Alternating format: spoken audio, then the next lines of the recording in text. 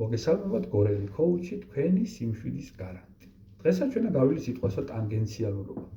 ეხლა რას ანიშნავს ესა? დაუშვათ ადამიანი გიყვება რაღაცა ამბავს, მაგრამ ყურადღებას ამახვილებს არა მთავარ აზრზე, არამედ რაღაცა უმნიშვნელო დეტალებზე. აი მაგალითად რაღაცა მოხდა, დაინგრა, დაიწვა, რაღაცა აპოკალიფსი მოხდა, ფრინავითებში ჩამოფრინდა.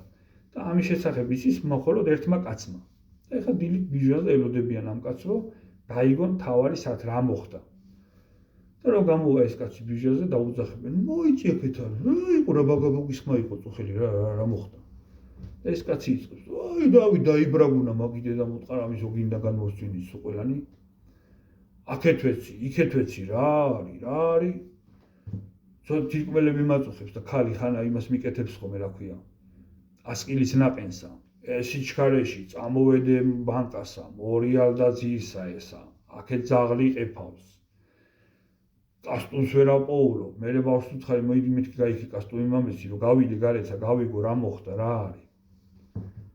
ჩავიცვი კასტუმი ესე ორღობეზე ესე აუყე ზეითა, ესე ნელელა ბატარიითა, ბნელო და მივედი ფრინავითებში, დაბალი კაცი სამკუთხედი თავითა.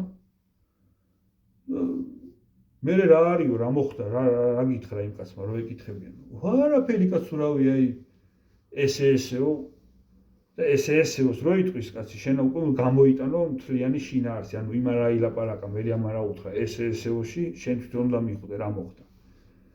აი ესეო ჩამოვედითო და მივდივართო უკანაო ისეო, რა მე არაფერი რავი, აი იყო.